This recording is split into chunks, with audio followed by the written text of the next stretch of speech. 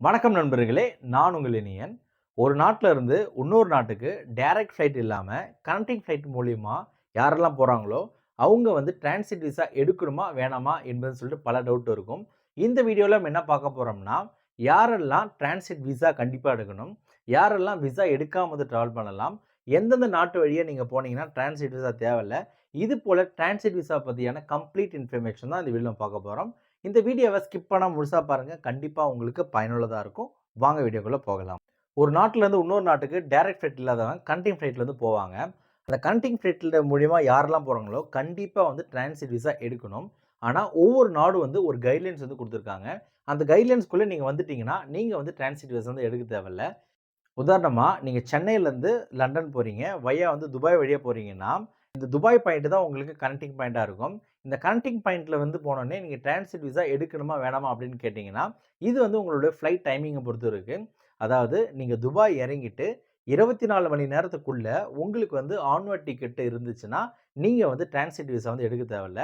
Suppose உங்களுடைய journey வந்து துபாயில வந்து 24 மணி நேரத்துக்கு மேல தான் நீங்க டிக்கெட் வச்சிருக்கீங்கன்னா, கண்டிப்பா நீங்க வந்து டிரான்சிட் விசா வந்து எடுக்கணும். இது இன்னும் நல்லா புரிஞ்சுக்கிறதுக்கு, உதாரணமா நீங்க சென்னை டூ துபாய் போயிட்டு, துபாய்லேருந்து லண்டன் போறீங்க. கனெக்டிங் டைம் வந்து உங்களுக்கு 6 ஹவர்ஸ் மட்டும் தான் இருக்குன்னு வச்சுக்கோங்க. நீங்க சென்னையிலேருந்து துபாய் போனதுக்கு அப்புறம், நீங்க ஏர்போர்ட் விட்டு வெளிய வர தேவையில்ல. அதேபோல இமிகிரேஷன் உங்களுக்கு அங்க இருக்காது. ஃபைனல் டெஸ்டினேஷன்ல தான் உங்களுடைய இமிகிரேஷன் இருக்கும். நீங்க ஏர்போர்ட் வந்து இறங்குனதுக்கு அப்புறம், டிரான்சிட் கேட் அப்படின்னு சொல்லிட்டு இருக்கும். அந்த டிரான்சிட் கேட்ல தான் டிரான்சிட் பேசஞ்சர் எல்லாமே வந்து டிராவல் பண்ண முடியும். அந்த கேட் வழியா நீங்க வந்து அடுத்த ஃப்ளைட்ட புடிக்கிறதுக்கான எல்லா புரோவிஷனும் வந்து ஏர்போர்ட்லயே இருக்கும். நீங்க ஏர்போர்ட் விட்டு வெளிய போக தேவையில்ல. போகாம உங்களோட ஃபைனல் டெஸ்டினேஷன் வந்து நீங்க ரீச் பண்ணிறலாம்.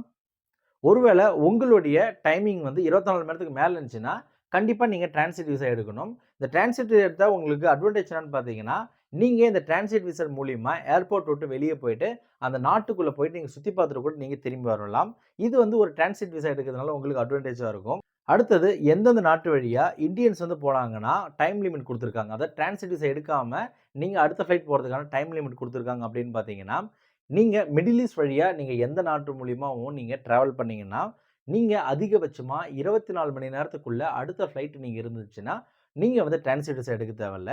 அதாவது இந்தியால இருந்து மிடில் ஈஸ்ட்ட டச் பண்ணிட்டு நீங்க யூரோப் கண்ட்ரிக்கு, இல்ல வந்து நீங்க USA, அமெரிக்கா எங்க போனாலும், உங்களுக்கு வந்து டிரான்சிட் விசா வந்து 24 மணி நேரத்துக்கு உள்ள இருந்துச்சுன்னா நீங்க எடுக்க தேவையில்ல. அப்படி அதுக்கு மேல இருந்துச்சுன்னா எடுக்கணும். அடுத்தது இந்தியால இருந்து சிங்கப்பூர் வழியா வந்து நீங்க வேற நாட்டுக்கு போறீங்கன்னா, சிங்கப்பூர்லயும் இதே போல 24 மணி நேரத்துக்கு உங்களுக்கு டிரான்சிட் விசா வந்து தேவையில்ல. அதுக்குள்ள உங்களுக்கு வேற டிக்கெட் இருந்துச்சுன்னா, அது மூலியமா வந்து நீங்க டிராவல் பண்ணிக்கலாம். மலேசியா பார்த்தீங்கன்னா, உங்களுக்கு ஆனர் விசா இருக்கு. அதனால எந்த பிரச்சனையும் கிடையாது. அதேபோல நீங்க ஸ்ரீலங்காவுக்கு மூலியமா நீங்க போனாலும் எந்த பிரச்சனையும் கிடையாது. உங்களுக்கு டிரான்சிட் விசா தேவையில்ல. ஒருவேள நீங்க வந்து இந்தியால இருந்து யூரோப்பியன் கண்ட்ரி போயிட்டு, அங்கருந்து வந்து நீங்க USAவோ, இல்ல வந்து நீங்க கனடாவோ நீங்க டிராவல் பண்ணீங்கன்னா, இங்க வந்து நீங்க நல்லா நோட் பண்ண வேண்டியது விஷயம் என்னன்னு பார்த்தீங்கன்னா, ஒவ்வொரு நாட்டுக்கும் வந்து டிரான்சிட் விசா ப்ரொசீஜர் வந்து சேஞ்ச் ஆகும். உதாரணமா, நீங்க இந்தியாலருந்து லண்டன் போயிட்டு, லண்டன்லருந்து நியூயார்க் போறீங்கன்னா, இங்கிலாந்துல வந்து உங்களுக்கு சேம் டே கேலண்டர்ல டிக்கெட் இருந்துச்சுன்னா, உங்களுக்கு வந்து டிரான்சிட் விசா தேவையில்ல.